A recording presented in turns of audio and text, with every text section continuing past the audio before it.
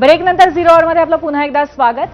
भारतात शिक्षण, उद्योग, प्रशासन, विज्ञान, तंत्रज्ञान क्षेत्रामध्ये महिलांनी उल्लेखनीय प्रगती केली आहे। महिलांचा राजकारणातील सहभाग वाढवण्यासाठी महाराष्ट्रासह देशात सुरू असलेलं राजकारण गेल्या काही दिवसांपासून आपण पाहतोय आणि आपल्या आजच्या पहिल्या सेगमेंटमध्येही याबद्दल झालेली सविस्तर चर्चा तुम्ही ऐकली आहे। पण या सगळ्या गोष्टी घडत असताना महाराष्ट्रात जवळपास दररोजच महिला, तरुणींशी संबंधित उघडकीस येणारे गुन्हे, घटनांमुळे खरं तर अनेक प्रश्नही उपस्थित होत आहेत। आजही तरुणींशी संबंधित धक्कादायक बातमी समोर आली आहे। नाशिकचं TCSचं धर्मांतर आणि महिला लैंगिक अत्याचाराचं प्रकरण, त्याबद्दलचा तपास सुरू असतानाच विदर्भातल्या नागपूरमधनंही अशाच प्रकारचं प्रकरण समोर आलंय। इथे एखाद्या कंपनीत नव्हे तर हे सर्व घडत होतं युनिव्हर्सल मल्टीपर्पज सोसायटी या नामांकित NGO मध्ये। इथल्या संचालकाने हिंदू तरुणींवरती नमाज पठण, रोजा ठेवण्यासाठी दबाव टाकल्याची धक्कादायक माहिती समोर आली आहे। तर यवतमाळ जिल्ह्यातल्या राळेगाव आदिवासी मुलींच्या तस्करी प्रकरणी राजकारणी आज आक्रमक भूमिकेत दिसलेत। तिसरीकडे अमरावतीमध्ये गाजत असलेल्या परतवाडा प्रकरणातील आरोपी अयान अहमदचा नवा व्हिडिओ आणि नवीन कारनामा समोर आलाय।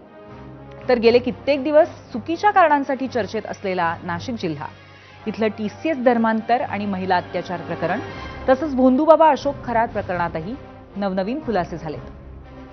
या सगळ्या घडामोडींवरती आपण सविस्तर चर्चा करणार आहोतच, पण या सगळ्या घटनांच्या अनुषंगानं आम्ही दुसरा प्रश्न विचारलाय, तो पाहूयात पोल सेंटरला। आजचा आमचा दुसरा प्रश्न आहे, राज्यात महिला सुरक्षेची स्थिती अतिशय गंभीर असल्याचा सुप्रिया सुळेंचा आरोप योग्य आहे का? होय आणि नाही असे दोन पर्याय आहेत, जरूर व्यक्त व्हा।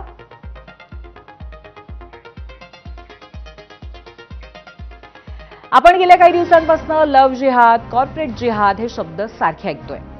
आज यामध्ये भर पडली आहे आणखीन एका शब्दाची, आणि तो शब्द आहे NGO जिहाद। आता तुम्ही म्हणाल, आता हे NGO जिहाद प्रकरण काय आणि काय? तर नागपूरमधल्या युनिव्हर्सल मल्टीपर्पज सोसायटी या नामांकित NGO मध्ये काम करणाऱ्या हिंदू तरुणींवर इस्लाममध्ये पाळले जाणारे धार्मिक नियम आणि परंपरा पाळण्यासाठी दबाव टाकला गेला असा आरोप आहे। या NGOचा संचालक रियाज काझी तिथे काम करत असलेल्या तरुणींना टार्गेट करायचा, 23 ते 26 वर्ष वयोगटातल्या तरुणींवरती नमाज पठण, रोजे ठेवण्यासाठी दबाव टाकायचा असा आरोप पीडित तरुणींनी केलाय। या सर्व प्रकारासाठी रियाज काझी याला अटकही करण्यात आली आहे आणि त्याच्या विरोधात मानकापूर पोलीस ठाण्यामध्ये गुन्हा दाखल करण्यात आलाय।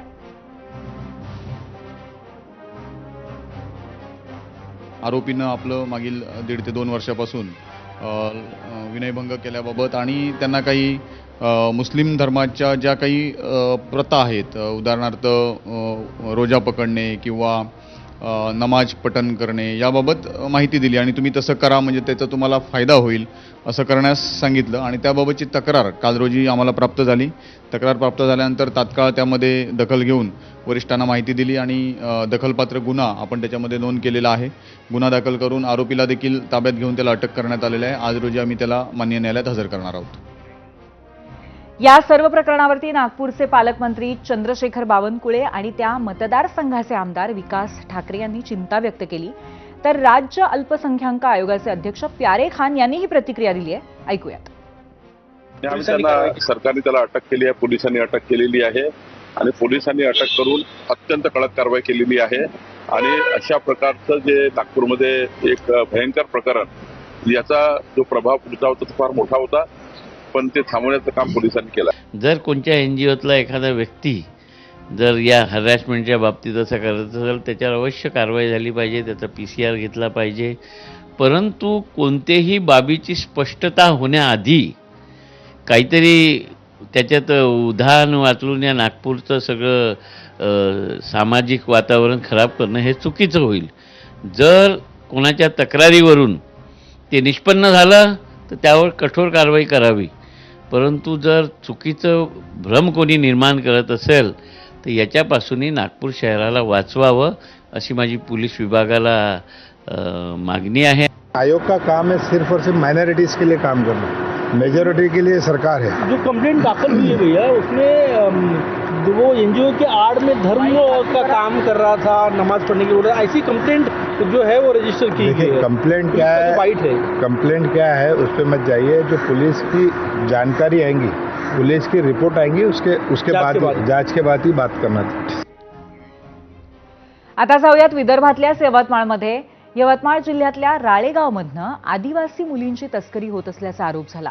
तिथल्या भाजप नगराध्यक्षांनी हा आरोप केला आणि महाराष्ट्र पुन्हा हादरला. कारण 1, 2 किंवा 5-6 मुलींच्या तस्करीचा आरोप नव्हता, तर तब्बल 34 मुलींच्या तस्करींचा आरोप करण्यात आला. या घटनेच्या निषेधासाठी राळेगाव इथे आज भाजप, विश्व हिंदू परिषद, बजरंग दल यांच्यासह हिंदुत्ववादी संघटनांनी कडकडीत बंद पुकारला. या बंदबद्दल अधिक माहिती देत आहेत आमचे प्रतिनिधी निलेश फाळके.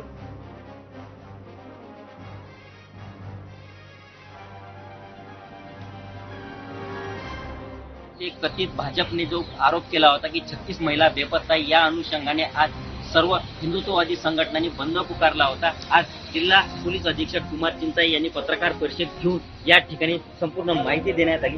जे 2025 आणि 26 मध्ये 38 महिला व मुली बेपत्ता झाल्या, त्यातील 37 महिला व मुली यांचा शोध घेण्यात आलाय. एका मुलीचा शोध घेण्यात चालू आहे. तर 2026 मध्ये 9 महिला बेपत्ता झाल्या होत्या.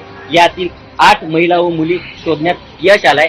त्यामुळे या अनुषंगाने जर पाहिलं तर यवतमाळच्या राळेगाव येथे जे हिंदुत्ववादी संघटनांनी या संपूर्ण प्रकरणाने जे आज राळेगाव बंदचं आंदोलन पुकारण्यात आलं होतं, आता सायंकाळच्या सुमारास हे सर्व बाजारपेठ खुली झाल्याची दिसून येत आहेत. एकंदरीत जर पाहिलं तर यवतमाळच्या राळेगाव येथे जे नेते आणि विश्व हिंदू परिषद, बजरंग दल आणि जर दुर्गावाहिनी यांच्याकडनं जे आरोप करण्यात आले होते, ज्या महिला यांचे जे रिपोर्ट दाखल केले आहेत, यातीलच ह्या महिला आहे की बेपत्ता झालेल्या महिला आहेत, यांचा शोध घेणे आता सुरू करण्यात आलेला आहे आणि संपूर्ण प्रकरणाची चौकशी जलद गतीने करण्यात येईल अशी सुद्धा माहिती देण्यात आली.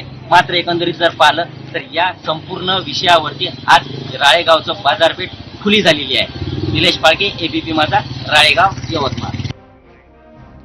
या प्रकरणातला आरोपी मझहर कुरेशी याला तेलंगणामध्ये पळून जाताना पोलिसांनी सीमेवरच धरलं आणि पोलिसांनी मझहरकडनं तलवार जप्त केली. त्याच्या विरोधात आर्म्स ऍक्ट अंतर्गत गुन्हा दाखल केलाय. दरम्यान आमचे प्रतिनिधी निलेश फाळके यांनी मझहर कुरेशीचे वडील शरीफ कुरेशी यांच्याशी संवाद साधलाय. ते नक्की काय म्हणालेत आपण पाहूयात. मला तर नाही वाटत आहे साहेब तो असं करू शकतो म्हणून, शक्यच नाही असं. पण आता तो कारण की घर सोडून कधी तो गेलाच नाही, तर मग याच्यावर कशी संशय करावं का बा आहे म्हणून. आणि आता मागेही काही असेल तर मग काही सांगता येत नाही सर. कारण त्याच्या पहिले त्याच्यावर 1 का 2 गुन्हे दाखल झालेले आहेत, त्याच्यावरून हा संशय होऊ शकते.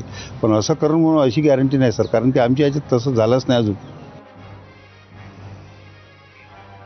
आता राळेगावमधलं हे प्रकरण काय वळण घेईल हे येणाऱ्या काळात आपल्याला कळेलच. यानंतर जाऊयात विदर्भातल्या 3ऱ्या जिल्ह्यात म्हणजे अमरावतीत. परतवाडा अल्पवयीन मुलींचं लैंगिक शोषण आणि त्यांचा व्हिडिओ व्हायरल या प्रकरणामध्ये 8 पीडिता होत्या. आज नागपूरमधनं अजून एक अल्पवयीन पीडिता समोर आली. तिनं मुख्य आरोपी अयान अहमद विरोधात पोलिसांसमोर आपला जबाब नोंदवला. त्यामुळे आता पीडितांची संख्या 9 झाली. तर या प्रकरणातील दुसरा आरोपी उझेर खान याच्या विरोधात जबाब नोंदवण्यासाठी 16 वर्षांच्या पीडितेची आई समोर आली. तिच्या तक्रारीवरून त्याच्या विरोधात आणखीन एक गुन्हा दाखल करण्यात आलाय. अर्थातच हा गुन्हा पॉक्सो अंतर्गत आहे. याबाबत पोलीस अधिकारी आनंद विशाल यांनी काय माहिती दिली आहे ते आपण ऐकूयात. की एक मुली जे आहे ते रेकॉर्डवर येऊन त्यांची स्टेटमेंट जे आहे त्यांनी दिलेली आहे. तर आय अगेन रिक्वेस्ट इतर विक्टिम्सला की काइंडली तुम्ही पण समोर येऊन ऑन रेकॉर्ड जे काही तुम्हाला स्टेटमेंट द्यायची आहे तसं तुम्ही कृपया समोर येऊन स्टेटमेंट द्या. आणि ऑब्व्हियसली तुमची जे आयडेंटिटी आहे ते 100% गोपनीय ठेवणार आहे. या आयानशी संबंधित आणखीन एक रील आजही समोर आलं आणि यामध्ये आयान हा काळ्या रंगाच्या महागड्या थार या गाडीमध्ये प्रवास करताना दिसतोय. त्याच्यासोबत त्या कारमध्ये अनेक मोबाईल्स आणि रोकडही दिसतेय. पोलिसांनी या कारची माहिती काढली तेव्हा ही कार राजेश प्रताप या व्यक्तीची असल्याचं समजतंय. माफ करा, राजेश प्रजापती या व्यक्तीची असल्याचं समजतंय. या राजेश प्रजापती यानं त्याची कार आयानला का दिली होती, त्याचा आयानशी काय संबंध होता, या अनुषंगानं पोलिसांचा तपास सुरू आहे. व्हेकल कोणाची आहे आणि व्हेकलमध्ये जे काही मोबाईल आणि इतर सामग्री जे दिसत आहे, इन्क्लुडिंग एक पिस्टल म्हणून पण ते दिसत आहे, त्यांची पण मी जे आहे खात्री करणार. आणि त्या संबंधित जे काही लोक आहे त्यांची जर काही क्रिमिनल इन्व्हॉल्वमेंट असा काही निदर्शनात आला तर नक्की त्यांच्यावर पण संबंधित कायदेशीर कारवाई आम्ही करणार. राज्यात महिलांशी संबंधित घटनांची राष्ट्रीय महिला आयोगाच्या अध्यक्षा रहाटकर यांनी सुद्धा दखल घेतली आणि पत्रकार परिषद या निमित्तानं घेतली. या पत्रकार परिषदेत त्यांनी परतवाडा प्रकरणाबद्दल प्रतिक्रिया दिली. अमरावती परतवाडा या प्रकरणाची पण राष्ट्रीय महिला आयोगानं गंभीर दखल घेतली आहे आणि 3 दिवसापूर्वीच मी स्वतः अमरावतीचे पोलीस कमिशनर, जिल्ह्याचे SP, त्यासोबतच ज्यांच्याकडे हा तपास सोपवला आहे असे अधिकारी आणि कलेक्टर या चौघांशी मी बोलले आहे. त्या प्रकरणामधल्या अजून कोणी मुली फार तक्रार करायला पुढे आलेल्या नाही आहेत. पोलिसांनी स्वतःहून प्रकरण दाखल करून घेतलं आहे, पण न घाबरता मुलींनी पुढे येणं खूप गरजेचं आहे. मी आपल्या माध्यमातून त्या सगळ्या मुलींना आवाहन करते की न घाबरता आपण या प्रकरणामध्ये जर काही माहिती असेल तर ती येऊन पोलिसांना सांगावी. आणि याबरोबरच 0 आवरमध्ये आणखीन एक छोटासा ब्रेक घेतोय. लगेच परत येतोय. पाहत रहा ABP माझा.